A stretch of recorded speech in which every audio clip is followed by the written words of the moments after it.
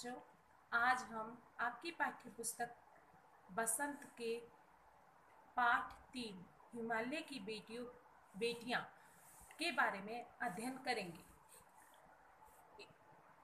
इस पाठ का अध्ययन करने से पहले सर्वप्रथम हम इसके लेखक के बारे में जान लें। इसके लेखक प्रसिद्ध साहित्यकार नागार्जुन जी हैं।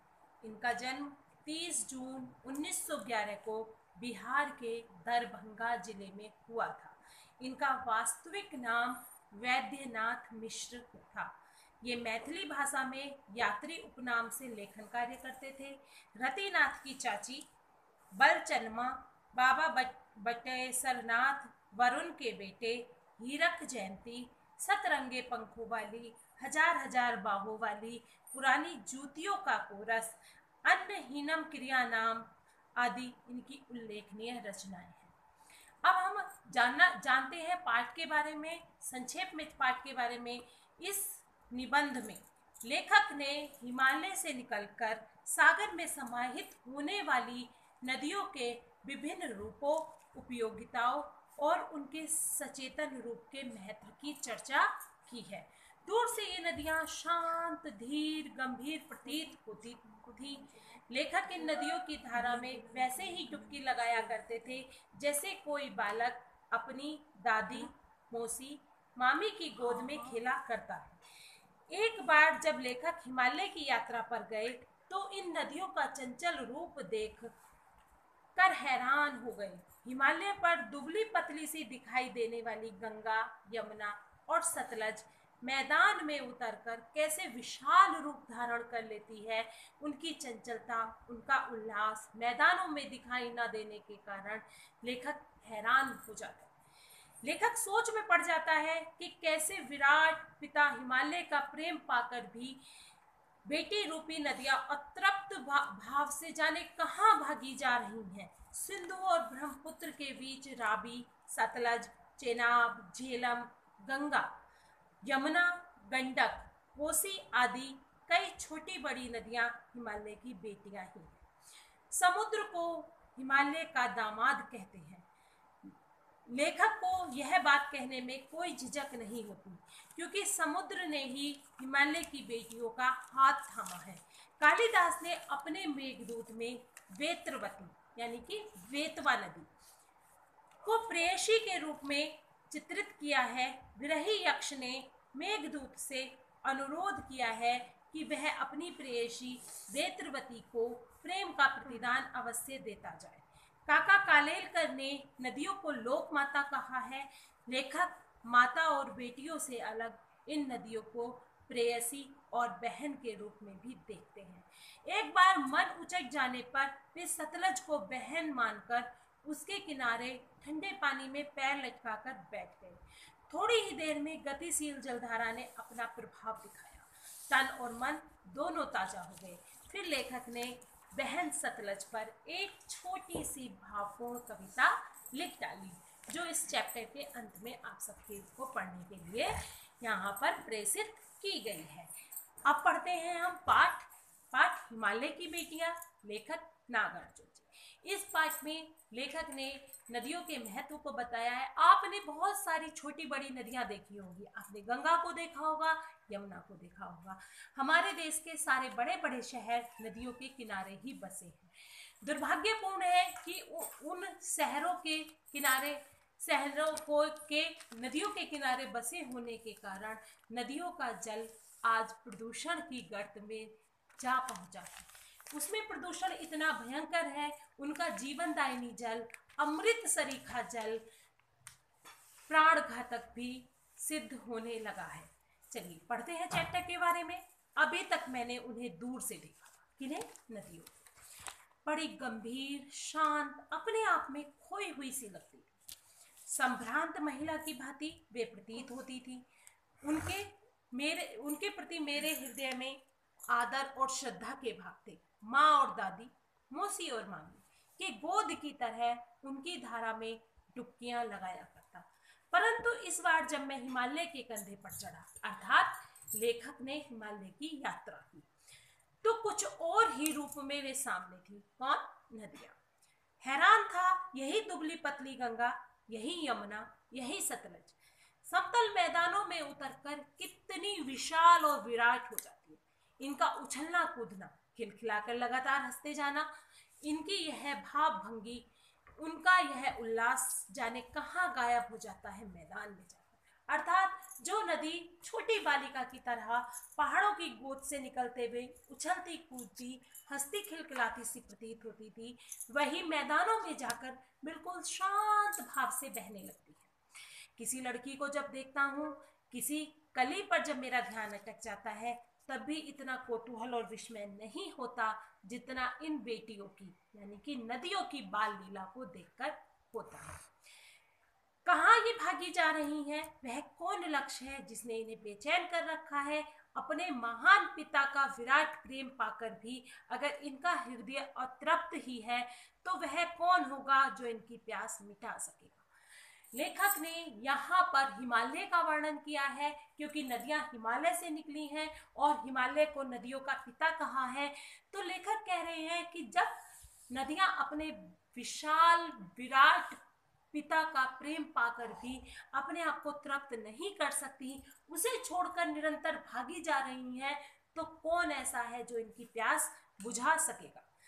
बर्फ जली नंगी पहाड़ियां, छोटे छोटे पौधों से भरी घाटियां, बंधुर अधित्याएं, सरसब्ज उपत्याएं, ऐसा है इनका लीला निकेतन। मतलब जो इनका लीला निकेतन है, जो हिमालय है, वो घाटी, वो बेलों से भरा हुआ, छोटे छोटे पौधों से की घाटियों से भरा हुआ, तरह तरह की बेल मालाओं से भरा हुआ है।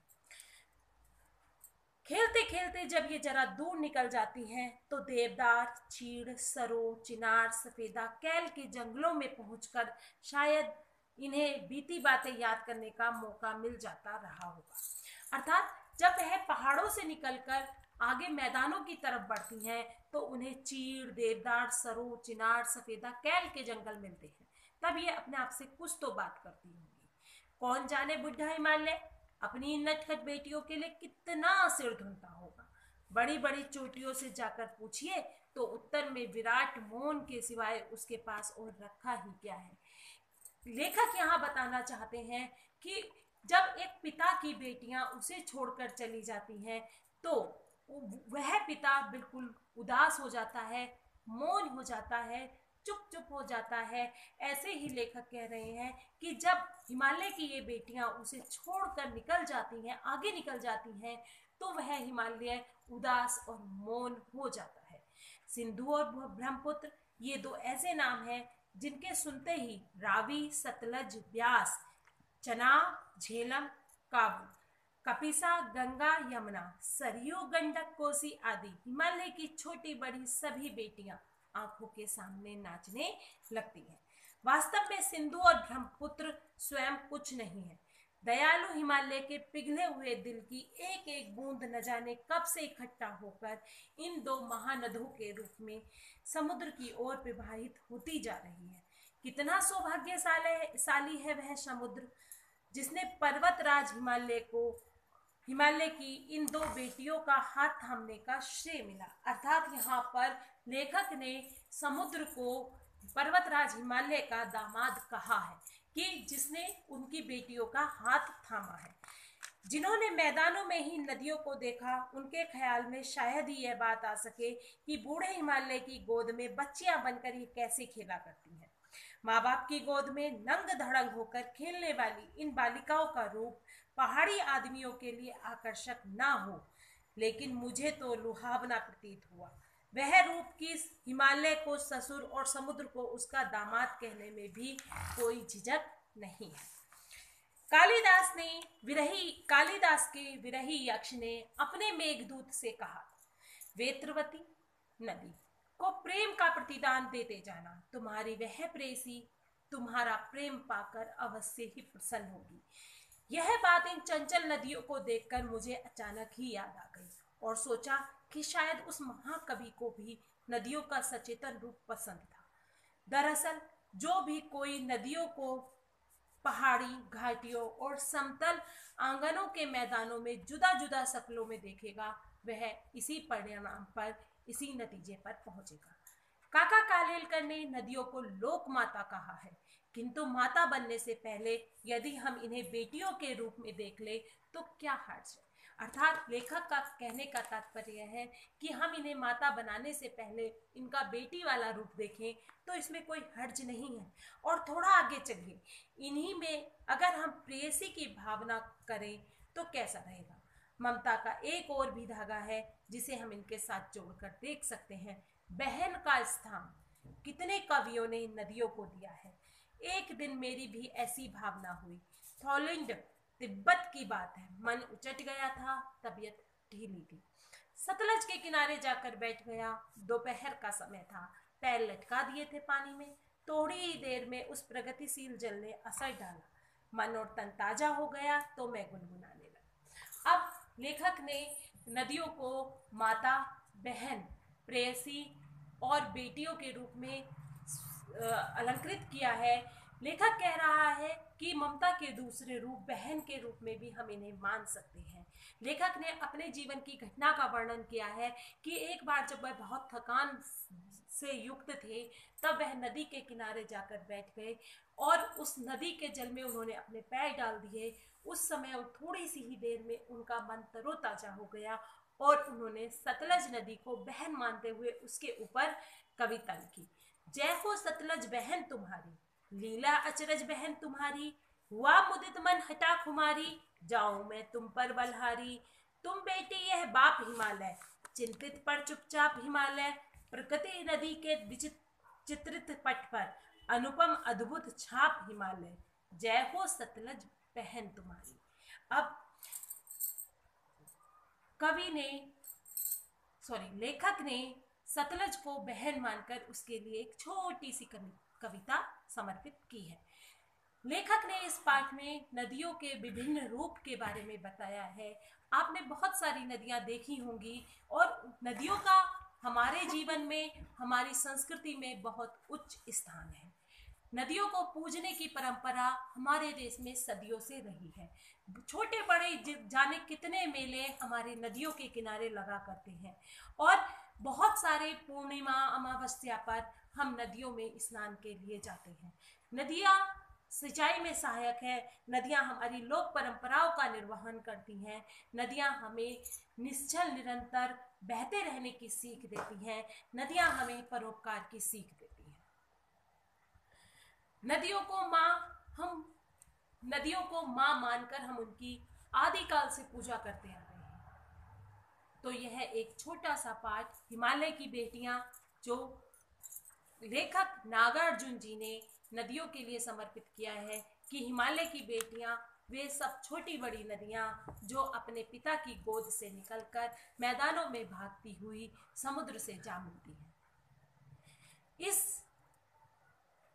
आशा है यह पाठ आपको समझ में आया होगा और रोचक भी लगा होगा।